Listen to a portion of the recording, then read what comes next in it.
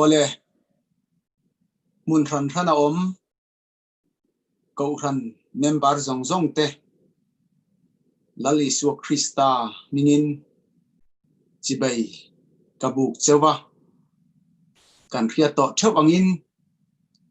tunlai Khawvel abuaya thana mun ranga te po kan ma chon meka in khom te biak ina pathian fakat choi moina han neya lalparong han bol te po achak hle a nima sela heng COVID-19 abangin biak in ngai thak theina te lalpan min la ruat sak zel hi pathian za Tawngtai na program kalmeka du sakna ka han chang hi kalom ema ruai tu te ne na po lom thu ka han soing ha ni sela api takin voina zaina damna le hrisel tha min petu kan pathian ne na lom thu ka soibok ani ole zaina hian kanin nga na tu kan thu pui than chua chu dil ron chiar chua ange tir kaute bung thum chang ruk atanga chang sri kheng hian kan chiar ange nima sela veteran tangkale rangkachak eng ma kan nei lo nima sela kan nei chun kape ang che Nazareth Isua Krista mingin ke in kaltoro atia tin akut dinglam achela akai thauta tin thokle khatan ake tele akhe mitru te chu alo chak ta nga la lalpan atu thiang lim kan chiar tak te mal min som sakle ro se pathian ne na Tawngtai na toy ka han nei lok ange lalpa kan pathian zaina ithu cha sonun hrana lalpa he thu lo ngai thatu ten ke ya soi tu tan nge po mal som na alo ro puina le choi mo nai ta ni semin chandam tu la li surista min kan dile amen ole tuna tir kaute bung thum chang lup chang sri kanan chiar khan thil omzia kan khia thiam mai ka bei se ya Jerusalem khwa khan pian tir ata ke bai pakhat aoma ke bai ani awanga ei zona na po thok thailo ani awangin mi khongai na dilin kut ado chot mai thin ani ome kut doa athut fo na thin pakhat chu Jerusalem temple a kongkhar pui gate pakhat anti moi anti bula ania chuta chuan ni tin mai hian anron zona anda thina ani chuan chuta local te hna chuan kut alo do thina mitam tak nen atangin thilpek tam tak bo adong fo to thinang ti arin ani nikha chu ai kut do chuan an laka eng emo mu beise ma kanei lo nima sala kanei chun kape ang che Nazareth Isua Krista mingin ke in kaltoro atia akiba chu ti damin a ta ngala kan pathian le ka thuina min khildan chuan azuang thowa adinga ke in akal theita atiani le ani hei hi pathian thilti makro pui tak ania dik tak chuan kha ke bai kudoin peterale zohana nena kut alo do khan thilro pui tak chu pek abei sei ho lawangti arin ani anlaka eng emo mu abei seya ahan en chu chau mal som na adon chu nilovin tir ko da bung thum chang riat kan chiar zel chuan ke a kal le zuang le pathian fak chungin biak ina chuan alut ve ta a ti kan hule ani khapa khan tak sadam na pia lama tharau dam na po adong telbok ani pathian chuan kan mamo di tak min khiat sak veka kan tana thatur le thalo tur po min khiat sak vek boka adik tak chuan ring te hian kan tana thatur po kan vek lo thalo tur po kan vek chuang lo pathian ne na kan tana thatur le kan mamo nia kan khiat te kan dil thina ama ro chu kan dil zong te ero chu kan hu ngal vek lem lo amai ro chu pathian chuan kan tana thatur le kan mamo dik tak zo min khia sak vek ani ti hi ang sala keima ni lama hian kan dong thiam kher angem ti hi kan in zo tur thil poi mo tak ani ome mitam tak te phei chuan kan chiat pha zok mai thei ani chu wang chuan kan pathian chuan kan di lo le beisi achang chuan lo tin lo na zok te po nim pe zok thei rom bung ria chang som ni pathuma chuan pathian chu kan thana tura eng kima min tho sak tu ani awangin kan di lo zok le beisi lo zok po mal som na min pe tu ani awangin kha ke bai kut do ang khan pathian soi moi le fak phong hi kan ti tur ani zaina hian mitin te hian kan dil zong te han chui kir tai la kan dil aya kan ta na thazok lalpan min tho sak reng thin ani ti hi kan riat apoi mo le in ka ria hei hi kan riat thiam lo chuan mitam tak te chuan pathian chunga lung oi lo na te lom lo na te rin hlel na te pathian rin lo na te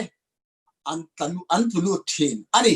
chu wang chuan lalpan kan ta na thatu eng kim mai min tho sak thinani ti hi kan riat reng apoi mo me kan ta na thatur kan ta na lo thin na tur kan dil zong hi kan pathian chuan a thavekem a thalabem ti min khia sak vek hian zaina hianin zirlai poimo tak mai zir chua itum thawang u tin kha ke bai po khan a thar baremo tangka emo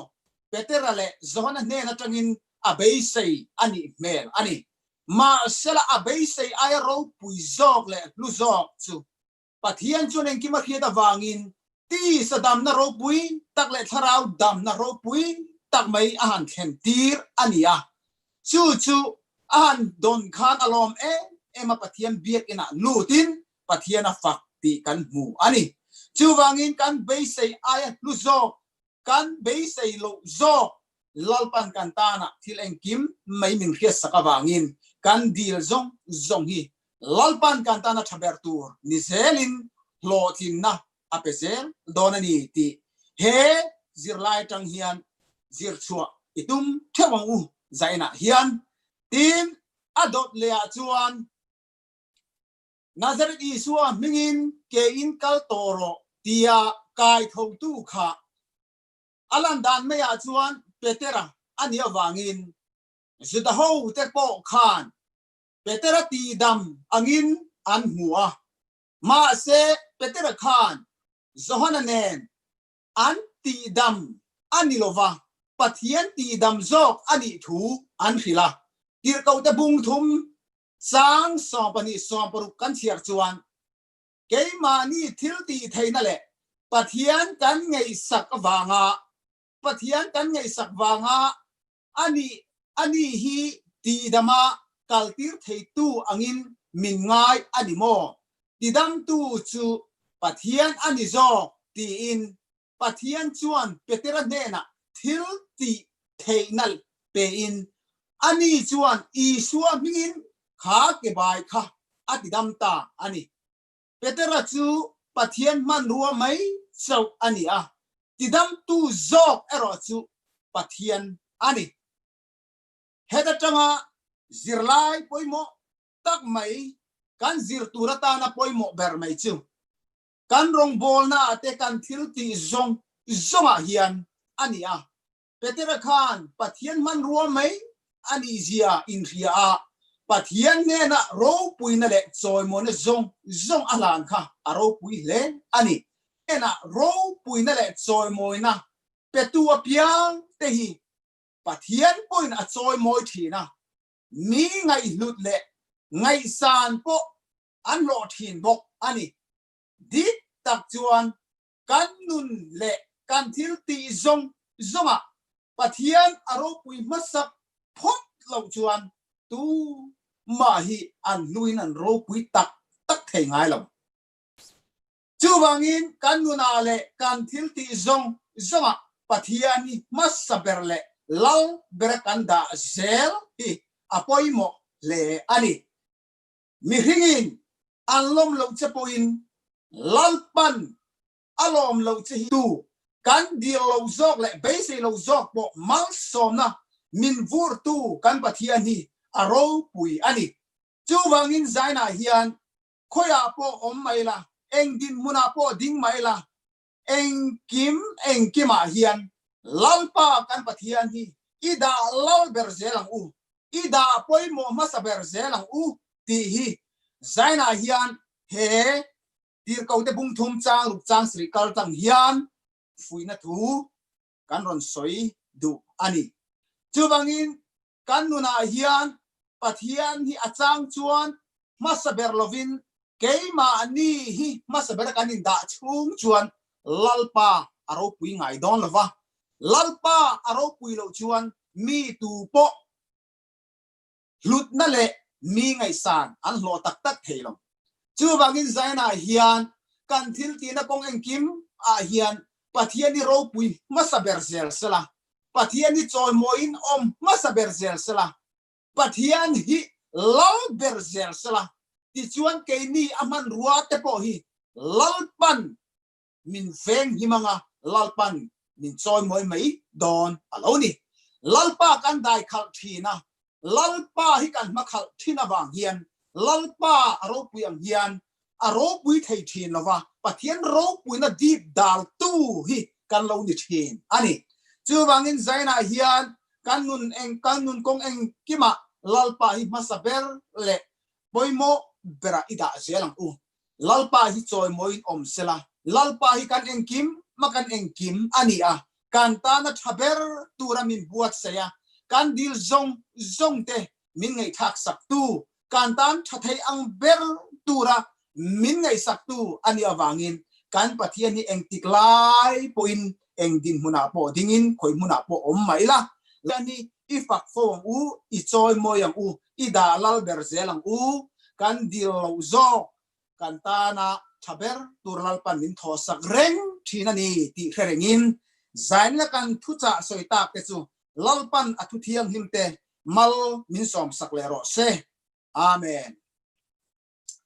hun kharna tawngtai na karon nei ange lalpa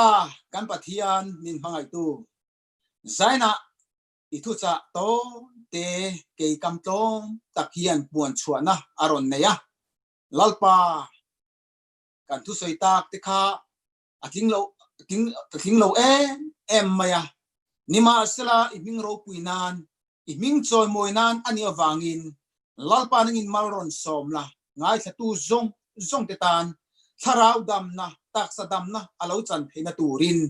lalpa mun hrana om kohhran fa te tan mal som na ron thlen ti rang che tin kan hun kal liam to zonga he ni za Tawngtai hun programa thu soi to zong te thu cha le lo la soi tur zong te thu soi tur po